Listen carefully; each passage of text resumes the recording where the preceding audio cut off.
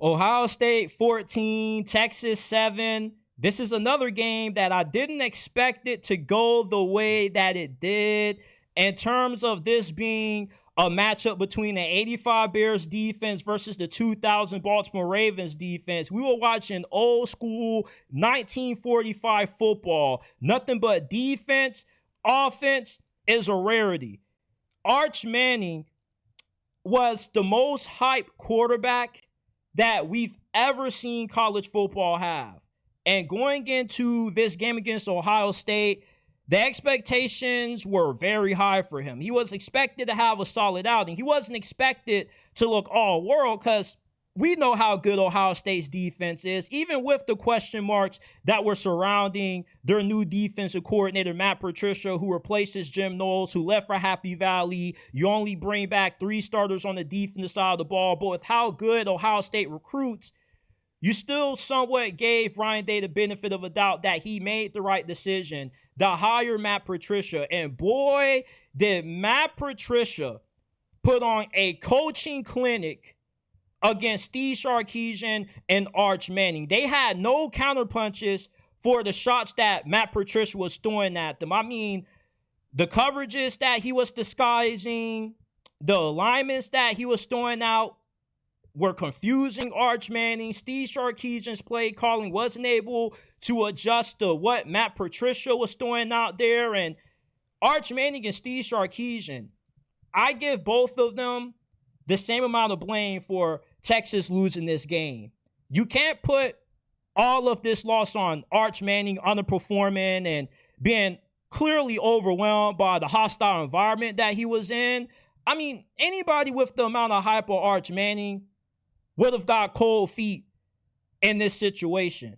Texas offensive line, they weren't holding up well against Ohio State's defensive front. They couldn't generate any big plays in the passing game. The explosives that you saw Arch Manning have last year when he was starting 2 games for the Longhorns, you didn't really see a lot of those explosiveness in this game. And anytime Arch Manning did try to throw the football downfield, he did try to generate an explosive play. It didn't go his way. Matt Patricia deserves not only the game ball, but he deserves a lot of apologies for Ohio State fans and non-Ohio State fans who criticize the decision that Ryan Day made to hire this guy. He was getting criticized for things that happened nearly a decade ago, him not working out as the head coach of the Detroit Lions. What the hell does the NFL have anything to do with college football, especially when you're serving in 2 different roles? When he was coaching the Lions, he was the head coach. He had to oversee the entirety of the team. When you're just a coordinator, you only have to worry about just coaching the defense, just calling the plays. This was Bill Belichick's left-hand man. For all of the success that Bill Belichick had against rookie quarterbacks and against some of the best quarterbacks in NFL history, Matt Patricia was just as integral in those wins, in those big games against some of those best offenses ever that the Patriots shut down as what Bill Belichick was. So I always had a lot of confidence that Matt Patricia was going to be a great fill-in for Jim Knowles, but I was not expecting for Matt Patricia in his debut as Ohio State's defensive coordinator to hold Texas to only 7 points in this game. Ohio State's offense wasn't that good either. Julian Sain, he didn't look too much better than Arch Manning, but the difference is that Julian Sain got the win. He did what Ohio State needed him to do to win a very close and competitive game. Arch Manning, when they got that touchdown and it was 14-7 and he got an opportunity with the ball in his hands to send this game to overtime, he was unable to deliver. That's the moment that let me down the most with Arch Manning. Because one thing about the greats, it doesn't matter how bad of a start they get out to, they always end up finishing out strong. Patrick Mahomes has played some of his worst games ever in the Super Bowl and still has been able to win them because he dominates the 4th quarter. I thought that we were going to see Arch Manning rise to the occasion late in this game. I never felt this was going to be a game that was going to be decided before the final 2 minutes. The last 2 minutes ultimately told us who won and lost this game. Texas was unable to get offense when they needed it.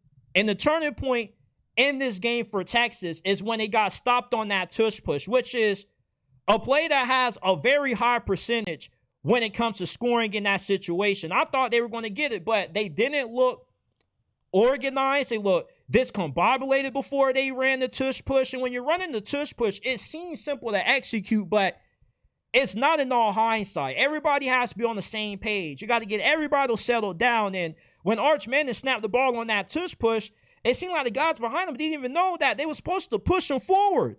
So he gets stopped. And the red zone play calling the Steve Sarkisian strikes again. For as good as the offensive mind is what Steve Sarkisian is, he sucks calling plays in the red zone. Red zone play calling is what lost Texas that game against Ohio State in the semifinals last season. And it costed them again today in this game, along with the fourth down play calling as well. This was a conservative effort by Steve Sarkisian and Arch Manning to lose this game. Matt Patricia, he's going to be a fantastic defensive coordinator for Ohio State. After watching the clinic and the amount of frustration that he gave Steve Sarkisian and Arch Manning, it's safe to say that the Buckeyes defense is not falling off. And may I dare say that Ohio State's defense, with Matt Patricia calling plays, could be a tad bit better than what Jim Knowles' defense was. Ohio State had Arch Manning out there looking like he was Anthony Richardson. He was a checkdown machine, was scared to throw the football downfield, and he had no accuracy when he even attempted to throw the football downfield. He was rattled. Arch Manning has 3 weeks to get back right before Texas goes on the road and they play Florida. This season can go left really fast for Texas if they hang their heads down too long on this loss. There's no shame in losing to the defending national champions on the road, especially against a defensive coordinator with the resume and the prestige of Matt Patricia. This is just one of those games that Arch Manning has to look at and just chalk up as one that wasn't one of his best and get ready for the next one. In life, you got to move on fast.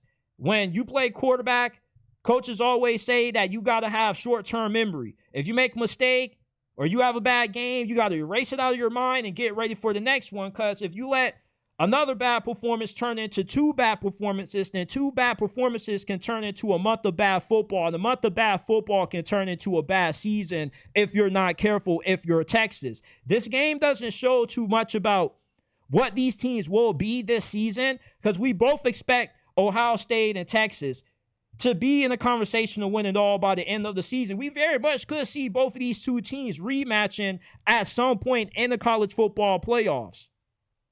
But for Arch Manning, though, this was an incredible letdown for the amount of hype that he has received.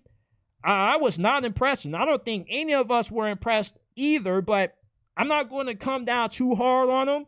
I believe that he will shake back. One game does not define the entirety of somebody's career, and maybe this is what Arch Manning needs to catapult himself to playing at the level that we all expected. But I was very scared with what I saw out of Arch Manning today. He was not good. This was a horrendous debut for Arch Manning.